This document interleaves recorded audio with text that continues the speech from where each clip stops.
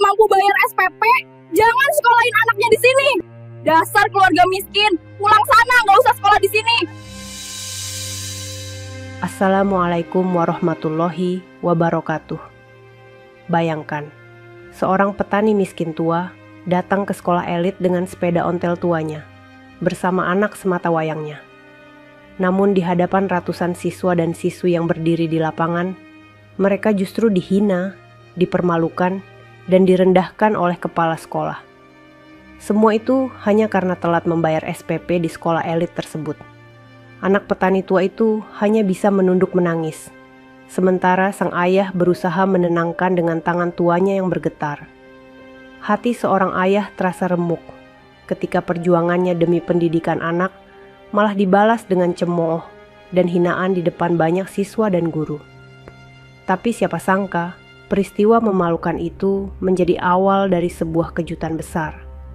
1 minggu kemudian, kepala sekolah yang sombong itu diberhentikan menjadi guru. Ternyata, sahabat semuanya. Sebelum kita mulai cerita ini, mari tuliskan di komentar, dari mana saja sahabat menonton cerita ini. Semoga yang subscribe channel Sudut Hikmah. Kami doakan semoga dimudahkan segala urusannya, dilapangkan rezekinya, disehatkan badannya, dan dikabulkan segala hajat dunia akhirat oleh Allah Subhanahu wa Ta'ala. Amin ya Robbal Alamin. Sekarang mari kita mulai ceritanya. Di sebuah desa kecil yang jauh dari hiruk-pikuk kota, hiduplah seorang kakek tua bernama Rohim. Usianya sudah 78 tahun. Tubuhnya kurus, kulitnya penuh keriput, namun sorot matanya masih menyimpan semangat hidup. Sehari-hari ia bekerja di sawah, menanam padi, singkong, dan kadang menjual hasil kebun yang tak seberapa. Kehidupan kakek Rohim sangat sederhana. Rumahnya berdinding bambu, atapnya dari genteng tua yang sudah banyak bocor. Namun di balik kesederhanaan itu, tersimpan sebuah cerita panjang penuh air mata. Ia pernah menunggu selama 25 tahun untuk memiliki seorang anak. Doa tak pernah berhenti ia panjatkan setiap malam bersama istrinya. Hingga suatu hari, penantian itu akhirnya terjawab. Seorang bayi lahir, tangisnya pecah di tengah malam. Namun kebahagiaan itu dibayar dengan sangat mahal. Sang istri yang selalu setia mendampingi kakek Rohim meninggal dunia saat melahirkan. Hari itu menjadi hari paling pahit dalam hidupnya. Ia harus merelakan cinta sejatinya pergi, sekaligus menerima amanah besar untuk membesarkan anak semata wayangnya seorang diri. Meski hatinya hancur, kakek Rohim berjanji di depan jasad istrinya bahwa ia akan menjaga anak itu dengan seluruh hidupnya. Seiring berjalannya waktu, anak itu tumbuh menjadi remaja yang cerdas. Kini ia sudah duduk di bangku SMA elit di kota besar. Banyak orang di desa heran, bagaimana mungkin seorang petani tua yang hidup pas-pasan mampu menyekolahkan anaknya di sekolah semahal itu. Tapi bagi kakek Rohim, pendidikan adalah satu-satunya warisan berharga yang bisa ia berikan. Namun belakangan ini, bayang-bayang kesulitan mulai menghampiri. SPP sekolah anaknya sudah menunggak selama 3 bulan. Beberapa kali anaknya pulang dengan wajah murung, membawa kabar yang membuat hati kakek Rohim semakin resah. Dan benar saja, suatu sore, anak semata wayangnya pulang dari sekolah sambil membawa sebuah surat. Dengan wajah cemas, ia menyerahkan surat itu ke tangan kakek Rohim. Surat panggilan dari kepala sekolah. Kakek Rohim membaca surat itu dengan tangan bergetar. Kepalanya terasa berat, dadanya sesak. Ia tahu, besok adalah hari yang sulit. Ia harus datang ke sekolah elit itu, menghadap kepala sekolah, dan mendengar keluhan tentang tunggakan biaya yang tak sanggup ia bayarkan. Malam itu, kakek Rohim duduk sendirian di teras rumahnya. Angin malam berhembus dingin, suara jangkrik bersahutan, sementara ia menatap ke langit yang bertabur bintang. Dengan suara lirih, ia berbisik dalam doa, memohon kekuatan kepada Allah, agar mampu menghadapi esok hari yang penuh tanda tanya. Pagi itu, udara desa masih lembab. Embun belum sepenuhnya hilang dari dedaunan. Kakek Rohim terbangun lebih cepat dari biasanya. Matanya sembab karena semalaman tak bisa tidur. Surat panggilan dari sekolah anaknya terus menghantui pikirannya. Di meja kayu sederhana, surat itu masih tergeletak. Tulisan resmi di atas kertas putih membuat dada kakek Rohim semakin sesak. Ia tahu, besok bukan sekadar urusan biaya, tapi juga menyangkut harga diri. Baginya, anaknya harus tetap sekolah, apapun yang terjadi. Anak semata wayangnya, yang baru pulang dari masjid setelah sholat subuh, duduk di samping ayahnya. Ia menatap wajah kakek Rohim yang tampak lelah. Dengan suara pelan, ia berkata, "Pak, kalau nanti kepala sekolah marah, aku mohon jangan disalahkan. Semua ini salahku. Aku telat kasih tahu soal tunggakan itu." Kakek Rohim menoleh, lalu mengusap kepala anaknya dengan penuh kasih sayang. "Nak, jangan salahkan dirimu. Kau masih muda, tugasmu hanya belajar. Biarkan semua urusan ini ayah yang tanggung. Ingat, kau satu-satunya alasan ayah masih kuat bekerja sampai sekarang." Anak itu menunduk, menahan air mata. Ia tahu betapa berat perjuangan sang ayah. Seorang petani tua yang seharusnya menikmati masa senja, justru masih harus memikul beban demi masa depannya. Hari itu, kakek Rohim masih pergi ke sawah seperti biasa. Ia mencoba mengalihkan pikirannya dengan bekerja, meski tangannya bergetar setiap kali mencangkul. Bayangan pertemuan dengan kepala sekolah besok terus menghantui. Sesekali ia memandang ke arah anaknya yang sedang belajar di beranda rumah. Dalam hatinya ia berjanji, apapun yang terjadi, anak itu harus tetap melanjutkan sekolah. Menjelang sore, kakek Rohim kembali duduk di teras rumahnya. Sepeda ontel tua yang sudah menemaninya puluhan tahun ia bersihkan. Ban depan sudah aus, rantainya berkarat. Namun hanya itu satu-satunya kendaraan yang ia miliki untuk ke kota besok. Anaknya mendekat dan bertanya, "Pak, apa kita kuat jalan sejauh itu dengan sepeda?" Kakek Rohim tersenyum, meski senyum itu penuh kepahitan. "Selama Allah memberi kita kaki untuk mengayuh, kita akan sampai, Nak." Malam kembali datang. Kakek Rohim terlelap dengan kepala bersandar di dinding bambu. Namun di dalam hatinya, ia tahu esok bukan hari biasa. Besok adalah awal dari sebuah ujian besar. Ujian yang akan menentukan masa depan anak semata wayangnya. Fajar baru saja menyingsing ketika kakek Rohim sudah bersiap. Udara pagi masih menusuk dingin. Kabut tipis menyelimuti jalan desa. Dengan mengenakan baju lusuh berwarna coklat yang sudah pudar, sarung menutupi kakinya, serta peci hitam yang warnanya mulai memudar, ia mengeluarkan sepeda ontel tuanya. Anak semata, wayangnya sudah menunggu dengan seragam putih abu-abu. Seragam itu tampak bersih, meski kancing bajunya sudah longgar, dan tas sekolahnya penuh tambalan. Ia berdiri di samping sang ayah, memegang erat surat panggilan yang diberikan kepala sekolah kemarin. "Naiklah, Nak. Kita harus berangkat lebih awal," ucap kakek Rohim sambil menepuk sadel belakang sepeda. Anak itu pun duduk, sementara sang kakek mulai mengayuh pelan. Rantai berkarat berbunyi nyaring. Ban berdecit menabrak kerikil, namun roda tua itu tetap berputar. Jalanan desa yang berbatu segera berganti dengan hutan yang rimbun.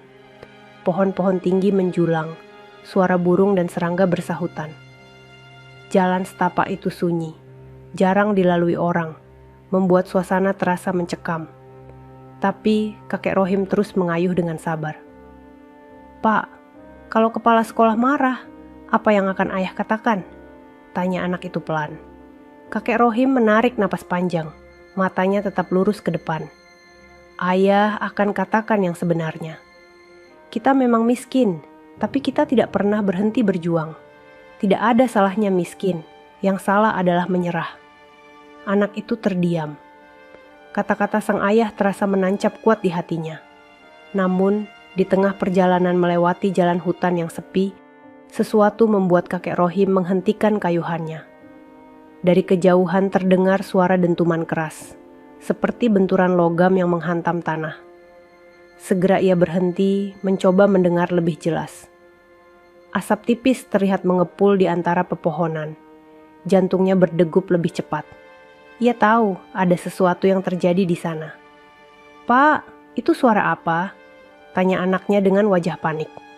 Kakek Rohim menurunkan anaknya dari sadel, lalu berkata, "Pelan, tetap di sini nak, jangan jauh-jauh."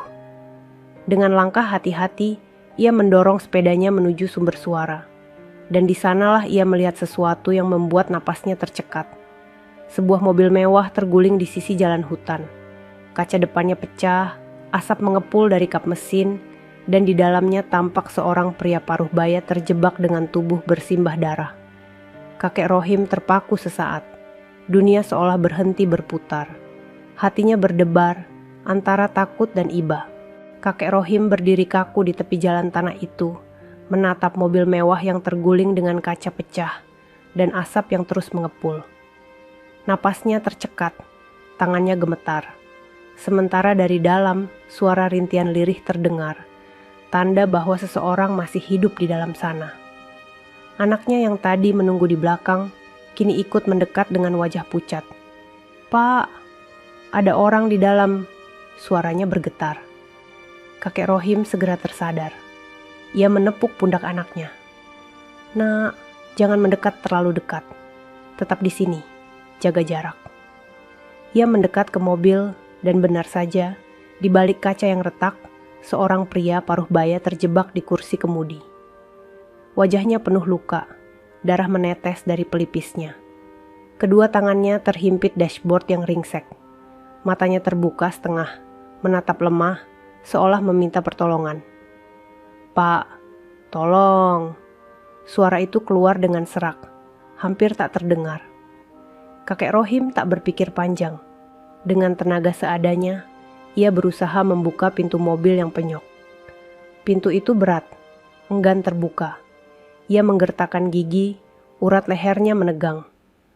Tubuhnya yang renta gemetar, namun tekadnya lebih besar dari rasa takut. Setelah berkali-kali menarik dengan seluruh sisa tenaga, pintu itu akhirnya terbuka sedikit. Dengan celah sempit, ia mencoba menarik tubuh pria itu keluar. Anaknya ikut membantu, meski tenaganya kecil. Peluh bercucuran, napas terengah-engah, hingga akhirnya pria itu berhasil ditarik keluar dan dibaringkan di tanah berumput. Wajah pria itu pucat, napasnya tersengal.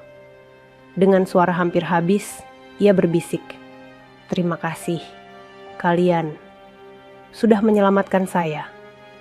Kakek Rohim menggeleng pelan, menepuk dada pria itu dengan lembut. "Jangan banyak bicara dulu, Pak. Bertahanlah. Allah masih memberi kita kesempatan." Anak kakek Rohim memandang ayahnya dengan kagum. Meski tubuhnya lemah, meski usianya sudah renta, tapi keberanian ayahnya melebihi siapapun. Kakek Rohim lalu menoleh ke arah jalan. "Nak, kita tidak bisa lama-lama di sini. Kau harus cari pertolongan, tapi jalan ini sepi. Kita hanya bisa berharap ada yang lewat." Namun sebelum sempat mereka bergerak lebih jauh, pria itu menggenggam pergelangan tangan kakek Rohim. Meski lemah, genggamannya terasa penuh arti. Matanya menatap dalam, seolah ingin mengingat wajah orang yang menolongnya. Kakek Rohim menatap balik, merasa ada sesuatu yang aneh. Wajah pria ini tidak tampak asing, seolah ia pernah melihatnya entah di mana. Namun ia segera menepis perasaan itu. Baginya, yang penting saat ini hanyalah menyelamatkan nyawa seseorang. Pria itu masih terbaring lemah di rerumputan. Napasnya berat. Matanya sesekali terpejam lalu terbuka lagi. Kakek Rohim merobek ujung sarungnya dan menekannya ke pelipis pria itu yang terus mengeluarkan darah.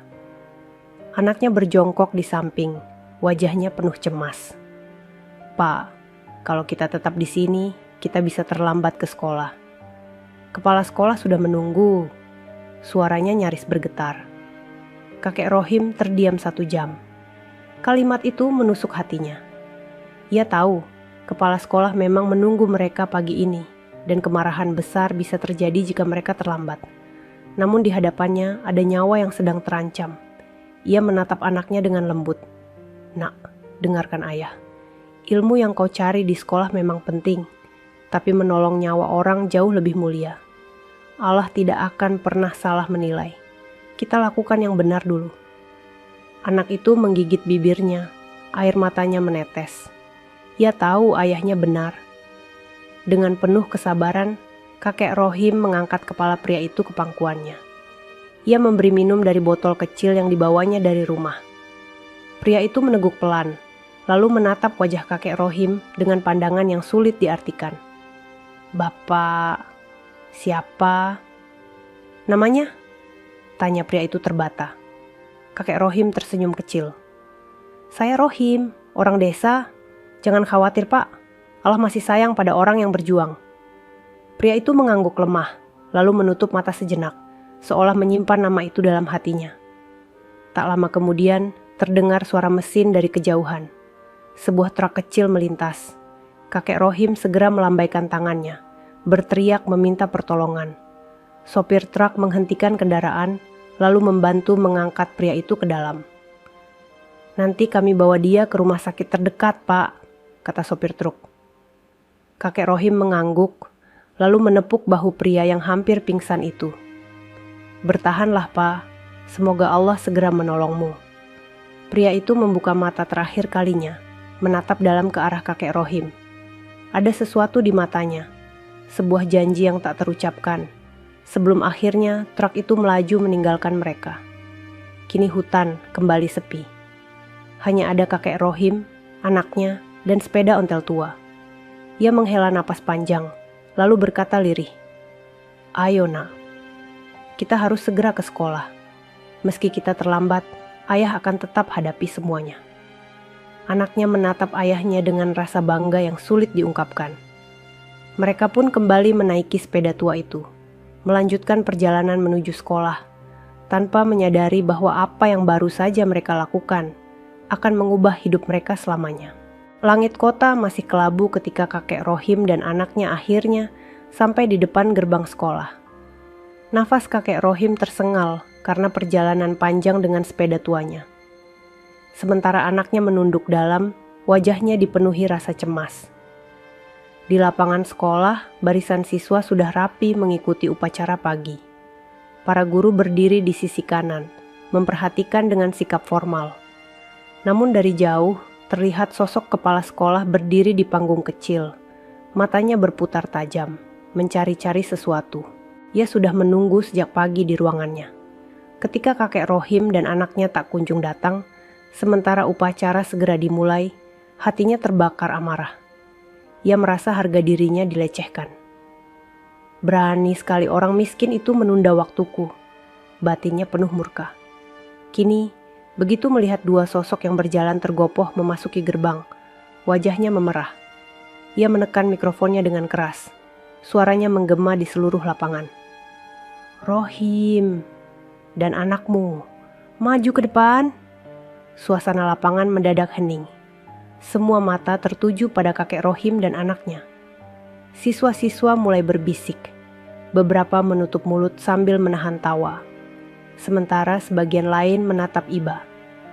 Anak itu menggenggam tangan ayahnya erat. Tangannya gemetar, langkahnya berat. Namun kakek Rohim tetap berjalan tegar meski tubuhnya goyah. Setiap langkah seakan menjadi cambuk, menuntun mereka ke panggung kehinaan. Kepala sekolah menatap mereka dari atas, dengan senyum sinis yang menusuk. 3 bulan kau tidak bayar SPP. Sudah kuberi surat panggilan, kau datang pun terlambat. Apa kau pikir sekolah ini bisa menunggu orang miskin sepertimu? Suara keras itu menggema. Beberapa siswa menunduk, ada yang tersenyum miring, bahkan sebagian guru pura-pura menahan tawa kecil. Anak kakek Rohim tak kuat lagi. Air matanya jatuh membasahi pipinya. Kakek Rohim hanya diam, kepalanya sedikit menunduk. Namun di balik diam itu, ada luka yang menganga. Ia sudah siap menerima cacian, asalkan anaknya tetap bisa bersekolah. Kepala sekolah melangkah maju, menudingkan jarinya ke arah mereka berdua. Hari ini, biar semua tahu, kalau orang miskin seharusnya tahu diri. Jangan paksakan sekolah di tempat orang kaya. Sorak kecil terdengar dari barisan siswa, meski sebagian terdiam karena hati mereka ikut teriris. Di lapangan itu, kakek Rohim dipermalukan di hadapan ratusan pasang mata. Namun ia tetap menunduk, menahan tangis, sementara tangannya mengusap kepala anaknya dengan lembut, seakan ingin berkata, "Sabarlah, Nak." Mereka tidak tahu, di balik hutan tadi ada sebuah janji tak terucap yang sedang bergerak diam-diam menuju sekolah itu. Hening menyelimuti lapangan sekolah. Kata-kata kepala sekolah yang kasar itu masih menggema, menusuk telinga setiap orang yang hadir. Anak kakek Rohim menunduk dalam-dalam. Pundaknya bergetar menahan tangis. Ia merasa harga dirinya dirobek-robek di depan teman-temannya. Kakek Rohim tetap berdiri di samping anaknya. Wajahnya pucat, tubuhnya gemetar karena lelah perjalanan jauh, ditambah rasa malu yang menghantam bertubi-tubi. Namun matanya yang berkaca-kaca berusaha tegar, seolah ingin menunjukkan bahwa ia kuat demi anaknya. Kepala sekolah masih belum puas. Dengan nada tinggi ia melanjutkan, "Kalau tidak mampu, lebih baik anakmu pindah saja ke sekolah lain. Jangan bikin malu orang di sini." Bisikan-bisikan terdengar di barisan siswa. Ada yang menutup mulut, ada yang menoleh ke temannya sambil menyeringai. Tapi ada pula beberapa wajah yang menatap iba, terutama para siswa yang tahu betapa cerdas anak kakek Rohim selama ini. Salah satu guru muda yang berdiri di sisi kanan, sempat hendak melangkah maju, wajahnya menahan gelisah. Namun tatapan tajam kepala sekolah membuatnya mengurungkan niat. Semua orang seakan membisu, tak ada yang berani membela. Anak kakek Rohim akhirnya menangis terseduh, wajahnya memerah. "Pak, maafkan aku," katanya lirih sambil memeluk lengan ayahnya. Kakek Rohim menunduk, mengusap kepala anaknya dengan tangan kasar yang penuh bekas kerja di sawah. "Jangan menangis, Nak. Kau tidak salah. Biarkan semua ini ayah yang tanggung." Suaranya bergetar, namun penuh kasih. Kepala sekolah mendengus keras, lalu membalikkan badan. "Kembali ke barisanmu. Jangan bikin acara ini semakin memalukan," bentaknya. Dengan langkah gontai, kakek Rohim menggandeng anaknya menjauh dari panggung. Suasana lapangan masih sunyi, semua mata mengikuti langkah mereka. Seakan-akan setiap tatapan itu menjadi pisau yang menusuk hati. Di bawah terik matahari pagi, peluh bercampur dengan air mata. Hari itu, kakek Rohim benar-benar dipermalukan di depan umum. Luka itu membekas, bukan hanya di dirinya, tapi juga di hati anak semata wayangnya. Namun tak seorang pun tahu, di balik semua penghinaan itu, ada sebuah kebenaran yang perlahan sedang bergerak. Sebuah mata yang tak terlihat di lapangan itu sedang merekam setiap kejadian dengan tenang, menunggu saat yang tepat untuk membuka tabirnya. Upacara pagi itu berakhir dengan perasaan yang ganjil. Siswa-siswa bubar dengan bisik-bisik. Beberapa masih menoleh ke arah kakek Rohim dan anaknya yang berjalan pelan meninggalkan lapangan. Hati mereka campur aduk, antara iba dan takut pada amarah kepala sekolah. Kakek Rohim hanya diam. Tangannya menggenggam erat tangan anaknya, seolah memberi kekuatan. Anaknya masih terisak, wajahnya merah menahan malu. Hari itu terasa begitu panjang, luka di hati mereka seperti tak akan pernah sembuh. Namun di balik kerumunan, tak seorang pun menyadari ada sosok asing yang hadir. Seorang pria berkemeja rapi dengan tas selempang kecil berdiri tak jauh dari pagar sekolah. Ia tampak sibuk dengan ponselnya. Kameranya menyala merekam seluruh kejadian sejak awal. Pandangannya serius, wajahnya tegas. Seolah ia memang ditugaskan untuk menyaksikan semua ini. Pria itu mengikuti langkah kakek Rohim dari kejauhan. Ia melihat bagaimana sang kakek menuntun anaknya menuju sepeda ontel tua. Ia juga mendengar bisikan-bisikan siswa yang mengejek, serta komentar sinis beberapa guru yang lalu lalang. Semuanya ia rekam dengan detail. Sesekali pria itu menatap layar ponselnya, memastikan gambar yang terekam jelas. Bibirnya bergerak pelan, seakan berbisik pada seseorang di ujung sana. "Semua sudah terekam, Pak. Bapak tidak salah menilai orang tua itu. Ia benar-benar dihina di depan umum." Di seberang sana, sebuah suara dalam telepon menjawab pelan. "Teruskan. Jangan lepaskan pandanganmu dari mereka. Aku ingin tahu apa yang terjadi setelah ini." Pria itu mengangguk, lalu kembali melangkah pelan mengikuti dari jauh. Matanya tak lepas dari kakek Rohim yang perlahan mengayuh sepedanya meninggalkan sekolah bersama anaknya. Di sisi lain, di ruang kepala sekolah, sang kepala sekolah duduk di kursinya dengan wajah puas. Ia merasa telah menegakkan wibawanya di depan ratusan siswa. Baginya, mempermalukan kakek Rohim adalah peringatan agar tidak ada lagi orang miskin yang berani membebani sekolahnya. Namun ia tidak tahu, setiap kata yang keluar dari mulutnya tadi sudah tersimpan dalam sebuah rekaman. Rekaman yang kelak akan menjadi bukti dan mengubah jalan hidup banyak orang.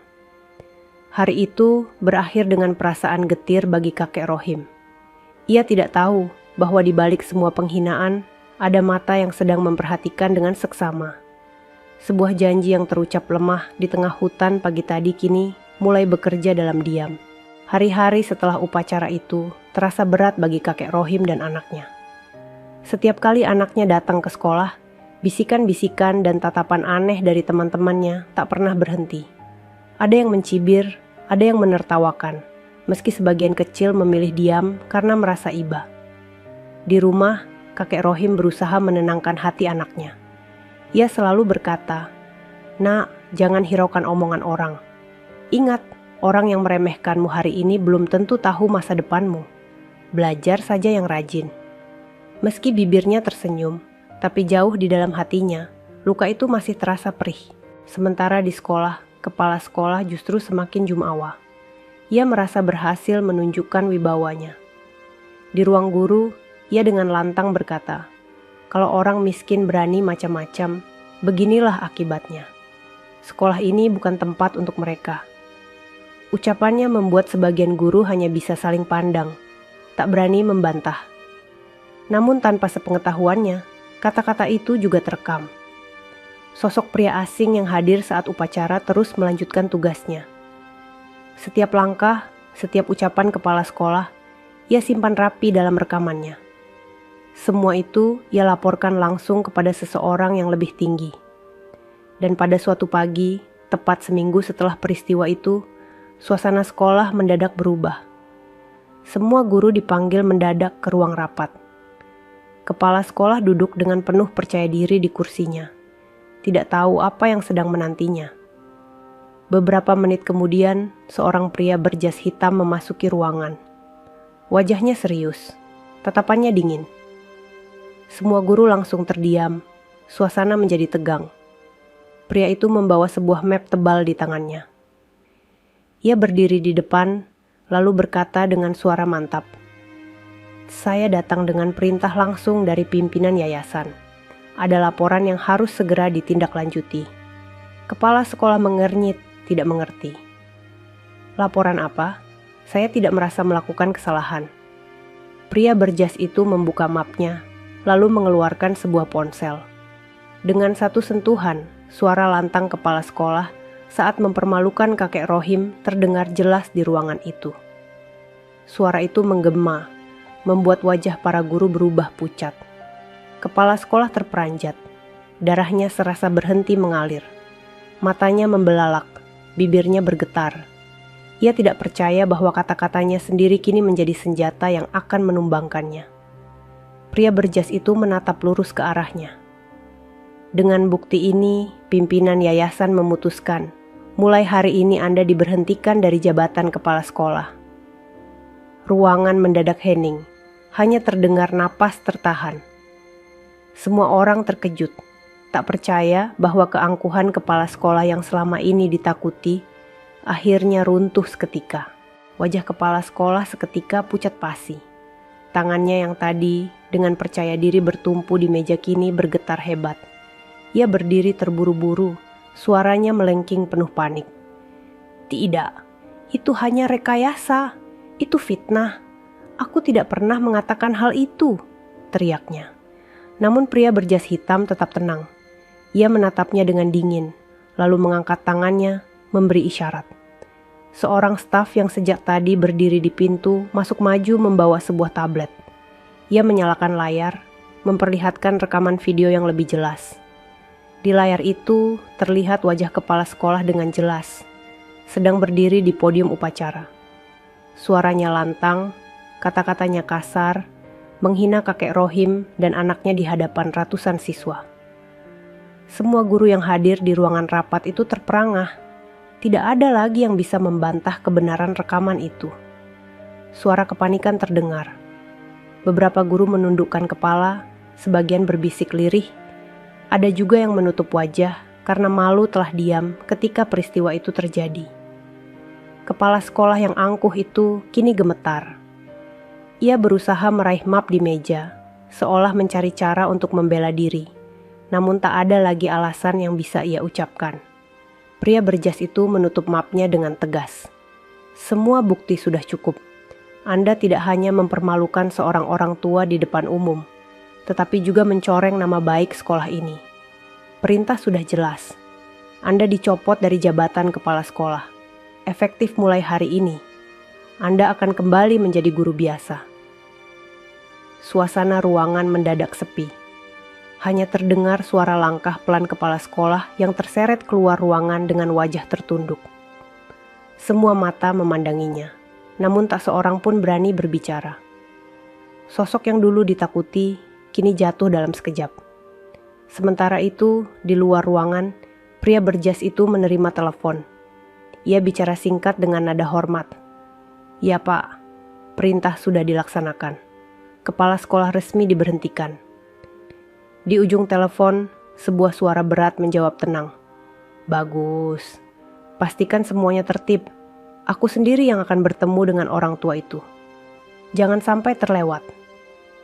Pria berjas itu mengangguk pelan, lalu menutup telepon. Ia tahu, saat yang dinanti sebentar lagi akan tiba.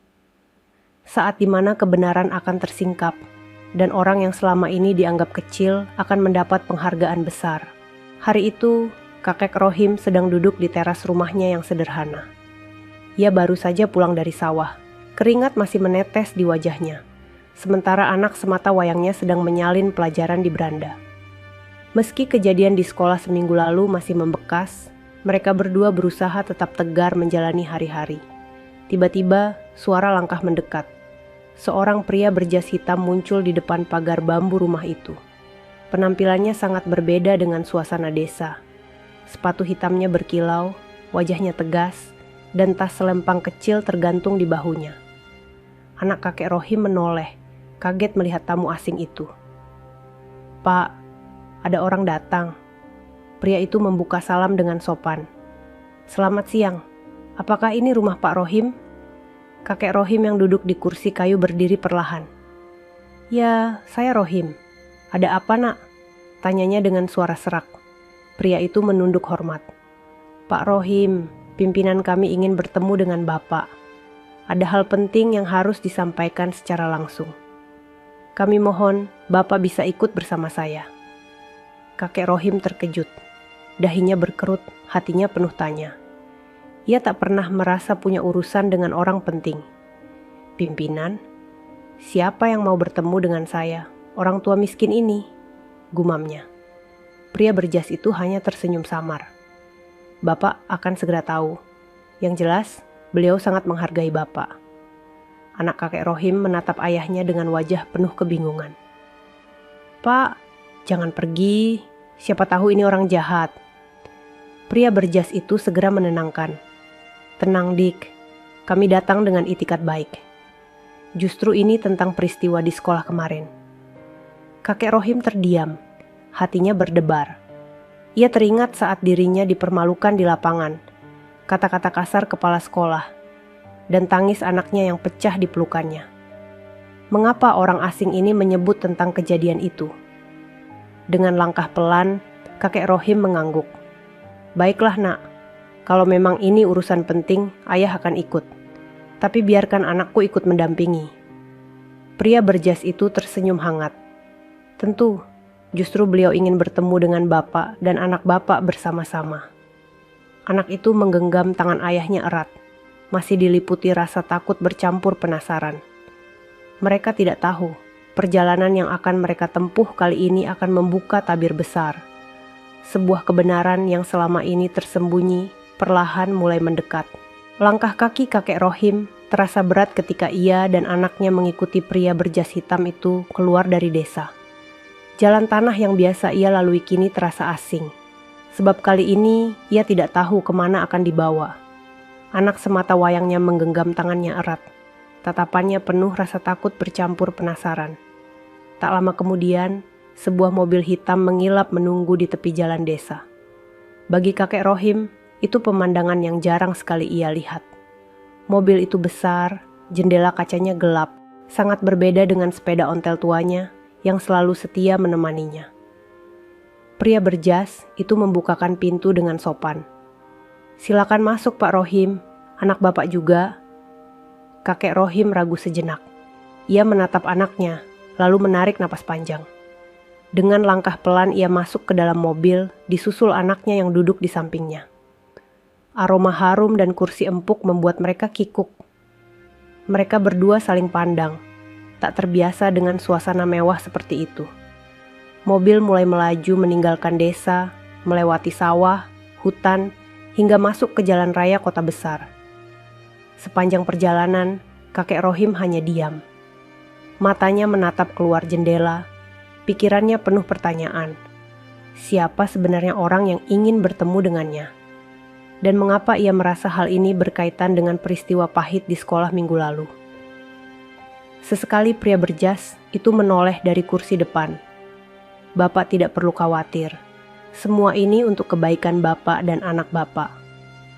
Kakek Rohim hanya mengangguk, sementara anaknya semakin erat memeluk tas sekolahnya. Jantung mereka berdua berdegup kencang, rasa cemas bercampur harapan. Akhirnya, mobil itu berhenti di depan sebuah gedung tinggi menjulang. Bangunannya megah, dindingnya terbuat dari kaca berkilau, dengan papan nama perusahaan yang besar terpampang di atas pintu masuk. Suasana begitu kontras dibanding kehidupan desa mereka. Pintu mobil dibuka, kakek Rohim turun dengan langkah gontai. Anak semata wayangnya memegang lengan ayahnya erat-erat. Matanya membelalak melihat gedung yang begitu mewah. Pria berjas itu tersenyum, lalu berkata dengan nada penuh hormat, "Pak Rohim, silakan ikut saya." Beliau sudah menunggu di lantai paling atas. Kakek Rohim menelan ludah. Tubuhnya yang renta sedikit gemetar. Ia tak tahu siapa yang menunggu di sana, tapi hatinya merasakan sesuatu yang besar akan terjadi. Mereka berjalan masuk ke dalam gedung, menuju lift yang tinggi, perlahan naik ke atas. Angka demi angka menyala di panel lift, membuat suasana semakin menegangkan. Hingga akhirnya pintu lift terbuka, dan di hadapan mereka terbentang ruangan luas yang megah.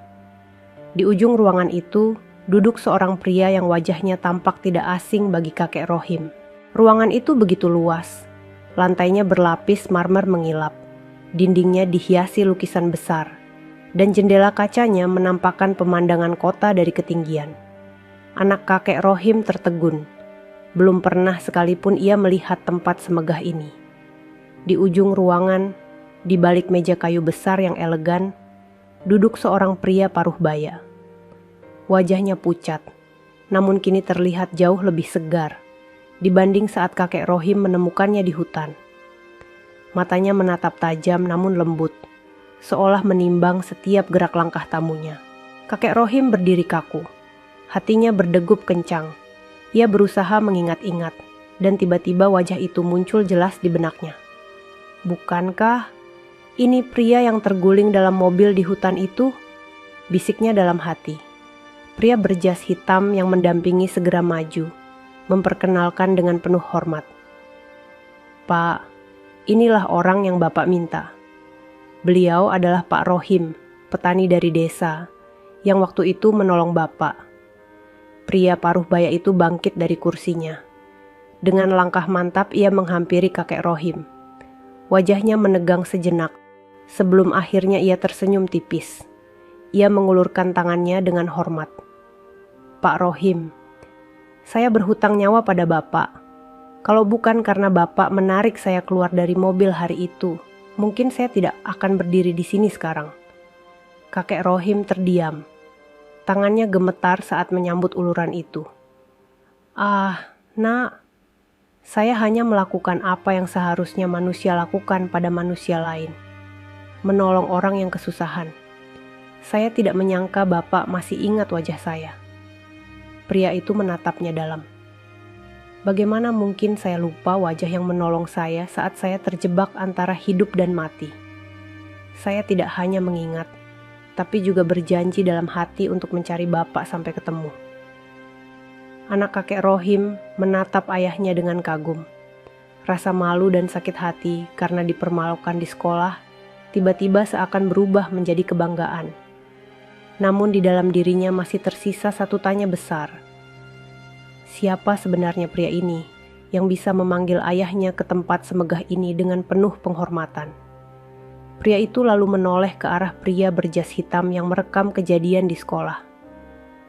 Sudah kau tunjukkan rekamannya? Pria berjas itu mengangguk. Sudah, Pak. Kepala sekolah itu resmi dicopot dari jabatannya. Kakek Rohim terbelalak. Anaknya juga terkejut. Mereka saling berpandangan, tidak percaya dengan apa yang baru saja mereka dengar. Namun, jawaban paling besar belum terungkap. Siapakah sebenarnya pria yang kini berdiri di hadapan mereka dengan penuh wibawa itu? Kakek Rohim masih berdiri dengan tubuh gemetar, mencoba memahami kata-kata yang baru saja ia dengar. Kepala sekolah yang seminggu lalu mempermalukannya, ternyata benar-benar telah dicopot dari jabatannya. Hatinya campur aduk, antara kaget, bingung, dan masih tidak percaya. Pria paruh baya itu menatapnya dengan penuh rasa hormat. Lalu, ia berjalan kembali ke meja kerjanya, membuka sebuah laci, dan mengeluarkan sebuah map hitam. Map itu diletakkannya di atas meja, lalu ia kembali menatap kakek Rohim. Pak Rohim, sejak hari itu di hutan, saya menugaskan orang saya untuk mengikuti Bapak sampai ke sekolah. Semua kejadian yang Bapak alami, terutama saat dipermalukan di depan siswa dan guru, terekam jelas. Saya menyaksikan semuanya. Suaranya tenang, namun penuh ketegasan. Kakek Rohim menunduk, matanya mulai basah. Ingatan itu kembali menyayat hatinya, saat anaknya menangis di pelukannya, saat dirinya dipandang hina di depan semua orang. Anaknya menggenggam tangan ayahnya erat, menatap pria itu dengan rasa penasaran yang tak terbendung. Pak, siapa sebenarnya Bapak ini? Kenapa semua orang begitu hormat? Pria itu tersenyum tipis, lalu perlahan melepas jas hitamnya dan menggantung di kursi. Ia melangkah ke arah jendela besar, menatap keluar kota dengan pandangan jauh, sebelum akhirnya berbalik dan berkata dengan suara mantap, "Aku adalah orang yang memimpin perusahaan ini. Semua sekolah yang berdiri di bawah naungan yayasan pendidikan ini ada di bawah tanggung jawabku. Singkatnya, aku adalah seorang CEO." Kakek Rohim terhenyak. Napasnya tercekat, tubuhnya seperti membeku. Anaknya membelalakkan mata, mulutnya terbuka tak percaya.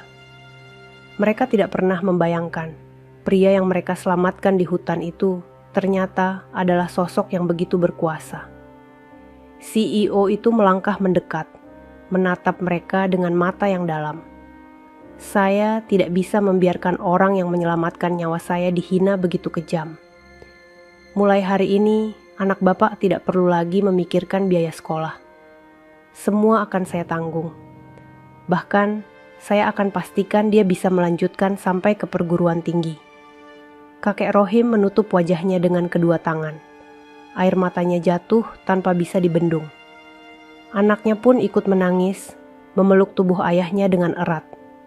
Dalam ruangan megah itu, air mata seorang petani tua yang selama ini hanya dianggap remeh, akhirnya menjadi saksi bahwa keikhlasan dan ketulusan tidak pernah sia-sia. Suasana di ruangan megah itu berubah menjadi begitu haru. Kakek Rohim, dengan tubuh renta dan pakaian lusuhnya, berdiri berhadapan dengan seorang CEO besar yang kini menatapnya dengan penuh hormat. Dua dunia yang berbeda, desa miskin dan gedung tingginan mewah, bertemu dalam satu titik karena takdir yang begitu indah. Anaknya masih memeluknya erat, tangisnya pecah, namun kali ini bukan karena hinaan, melainkan karena kelegaan dan kebanggaan. Ia tak pernah menyangka ayah yang selalu ia lihat lelah bekerja di sawah, kini dihormati oleh orang yang begitu berkuasa. CEO itu mendekat, lalu menggenggam tangan kakek Rohim dengan kedua tangannya. "Pak Rohim, saya ingin Bapak tahu, dunia butuh orang-orang seperti Bapak. Orang yang ikhlas, yang menolong tanpa pamrih, meski dalam keadaan sulit sekalipun. Bagi saya, Bapak adalah pahlawan." Kakek Rohim tak kuasa menahan tangis. Air matanya jatuh deras, membasahi pipi tuanya yang penuh keriput. Dengan suara bergetar ia menjawab, "Saya hanya orang desa, Nak. Saya tidak pernah bermimpi dihormati seperti ini. Saya hanya ingin anak saya bisa sekolah, bisa hidup lebih baik dari ayahnya." CEO itu menundukkan kepala sejenak, lalu berkata, "Mulai hari ini, anggaplah beban itu sudah hilang. Semua biaya pendidikan anak Bapak akan saya tanggung, sampai kapanpun ia ingin belajar. Saya juga akan bantu memperbaiki rumah Bapak di desa. Itu janji saya." Anak kakek Rohim menatap ayahnya dengan mata berbinar. Untuk pertama kalinya ia merasa masa depannya benar-benar terbuka lebar. Hatinya dipenuhi rasa syukur yang tak terhingga. Dalam ruangan itu, air mata mereka bertiga jatuh bersama. Air mata seorang petani tua yang telah berkorban seumur hidupnya. Air mata seorang anak yang akhirnya melihat masa depannya cerah. Dan air mata seorang CEO yang menyadari betapa berharganya ketulusan seorang manusia sederhana. Hari itu, kakek Rohim tidak lagi berdiri sebagai orang miskin yang dihina. Ia berdiri sebagai seorang ayah yang menang, yang membuktikan bahwa kesabaran dan keikhlasan pada akhirnya akan berbuah manis. Dan di atas semua itu, ia tahu Allah tidak pernah menutup mata terhadap perjuangan hambanya. Cerita selesai. Sahabat semuanya, ceritanya telah selesai. Terima kasih sudah menyimak cerita tadi hingga selesai. Semoga cerita tadi bisa memberikan banyak pelajaran kepada kita semua. Sebelum kami akhiri video ini, jika kalian berkenan dan menyukai cerita seperti ini, jangan lupa klik suka, tinggalkan komentar, bagikan cerita ini kepada sahabat kalian, dan pastikan subscribe channel Sudut Hikmah, agar kalian bisa selalu menonton cerita-cerita terbaru dan inspiratif dari channel kami. Terima kasih. Wassalamualaikum warahmatullahi wabarakatuh.